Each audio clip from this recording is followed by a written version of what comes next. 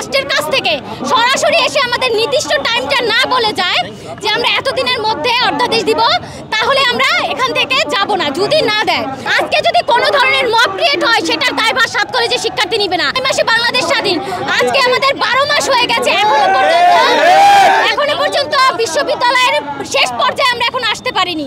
আমরা চাই আজকে যদি রাষ্ট্রের কাছ থেকে সরাসরি এসে আমাদের নির্দিষ্ট টাইমটা না বলে যায় যে আমরা এতদিনের মধ্যে অধ্যাদেশ দিব, তাহলে আমরা এখান থেকে যাব না। যদি না দেয়, অবশ্যই ওনারা আসতে হবে, আমরা ওনাদের সাথে আর কোনো ধরনের ওখানে যাব না, ওনাদের এখান থেকে এসে আমাদের সাথে আলোচনা করবে, আমরা ওনাদের সে মতামতের প্রতি শ্রদ্ধা জানিয়ে এরপরে চলে যাব।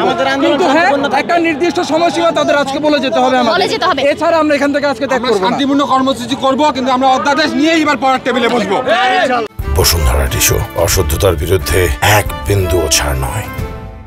আমাদের শিক্ষা উপদেষ্টা আসতে হবে। যদি হতে পারে শিক্ষা উপদেষ্টা না আসুক, তার কাছের কেউ আসুক, সচিব কেউ আসুক, তাদের মধ্যে কেউ, রাষ্ট্রের কেউ আসতে হবে। বিশ্ববিদ্যালয় অধ্যাদেশ জারি করার জন্য যারা আছে নিয়োজিত, তাদের মধ্যে কেউ আসতে হবে। লিখিত দিতে হবে আমাদের যে আমরা এতদিনের মধ্যে অধ্যাদেশ দিব, এবং সেই দিনের মধ্যে প্রকাশ করতে হবে। যাওয়ার কথা না, আমাদের কেউ বলেনি, আমরাই প্রতিনিধি, আমাদের কেউ বলেনি, আমরা কেউ যাব না, আমাদের এসে বলতে হবে। এবং আরেকটা কথা আমি ক্লিয়ার করি, 7 কলেজের শিক্ষার্থীরা আজকে এখানে অবস্থান করেছে। 7 কলেজের শিক্ষার্থীরা কিন্তু এখানে কোনো ধরনের গ্যাঞ্জাম করতে আসেনি, তারা শান্তিপূর্ণ অবস্থান করতে এসেছে। আজকে যদি কোনো ধরনের মব ক্রিয়েট হয়, সেটার দায়ভার 7 কলেজের শিক্ষার্থী নিবে না।